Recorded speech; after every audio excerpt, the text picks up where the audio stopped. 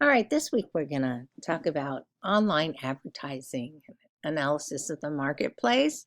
So, because ads are still work well to sell things, you can use just posts to create a lot of interest in what you're doing, but you can also spend a little money and create some ads.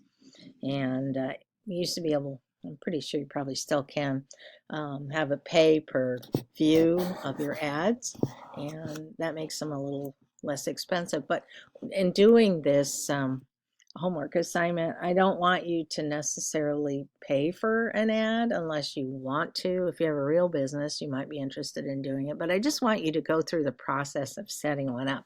But we're not going to get to that part yet. We're going to start. I want you to look at some of the advertising you see in your feeds and everywhere else that's online. And I know that if you look at blog posts and stuff, they'll stick ads within it. If you're reading like the news or whatever, they stick there's posts that are just really ads. And so I want you to think about it. So let's take a peek at this part of the assignment. So I have a couple of blogs you can check out. These are for 2025, working with the Facebook algorithms and Instagram feed algorithms, so you get an idea of organic reach and advertising on Facebook and Instagram. And even though every program is different, you're going to find that they generally track each other and jump to the next algorithm so that their content flows the same way. So and there's also some chapters to read in the book, and they'll give you some ideas about advertising.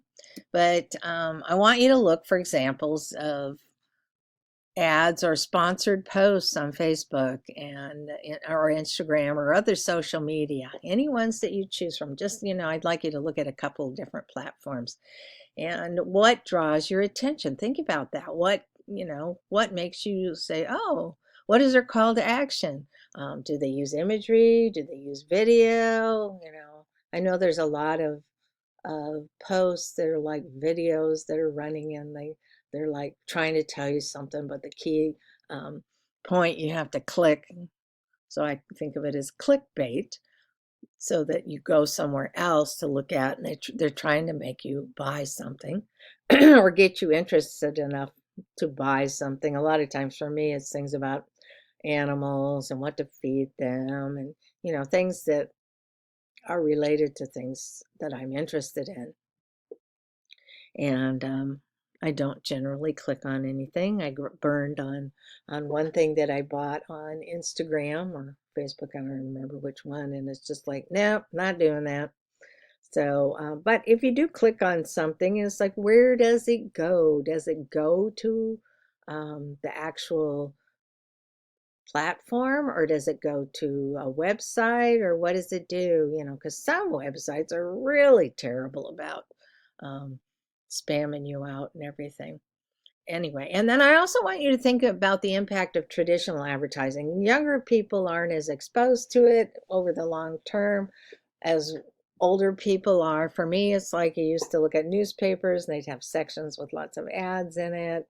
Um, Mostly the front page was all news, but the further back you got in, they sold areas out to try to get people to buy products from local businesses and things. And then magazines generally are, they want you to buy from things that are over a larger area, because magazine is usually, spread nationwide or whatever.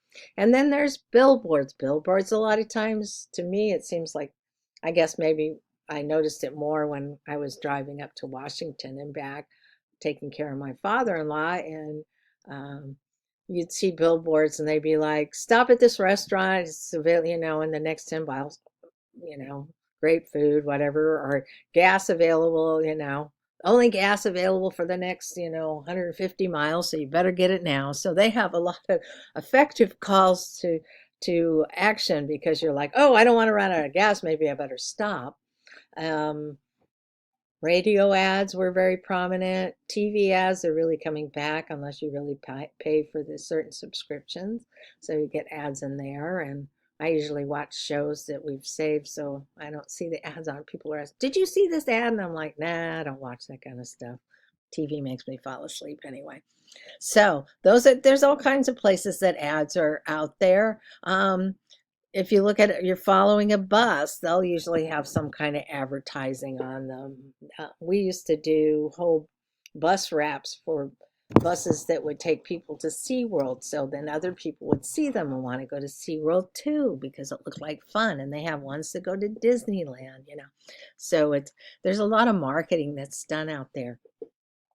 So I want you to kind of compare the advertising you see online with some more traditional style advertising. And again, I mentioned sometimes there's ads and blogs, and those to me are more static and more similar to traditional advertising. But the really annoying thing is that they'll have one ad and they'll post it in an article like 5 times. And I'm like, I didn't click on it the first time. It doesn't have anything to do with the article. And so it's not necessarily anything I'm interested in it. And I'm really not interested in it by the time I see it the 5th time in here. I'm just like, ugh, yuck. So I want you to jump in and think about where you see things. Pay attention again, traditional marketing, as you're driving somewhere, there's billboards. Look at them. What are they advertising? That's all advertising too. That's more traditional static advertising. Online advertising, you can obviously get more into it. You can make videos or whatever, to jump out and get people's attentions. Again, there's posts that are sponsored that they're trying to sell you something. So there's different levels of advertising. These are things to think about when you write your blog post about that. So I hope it makes you think. And and again, how does it make you feel? Is it intrusive? Is it helpful? Because sometimes it is. It's like, oh, I didn't think about that. Maybe I need to check into that. So these are, again, things I want you to think about and write your post about.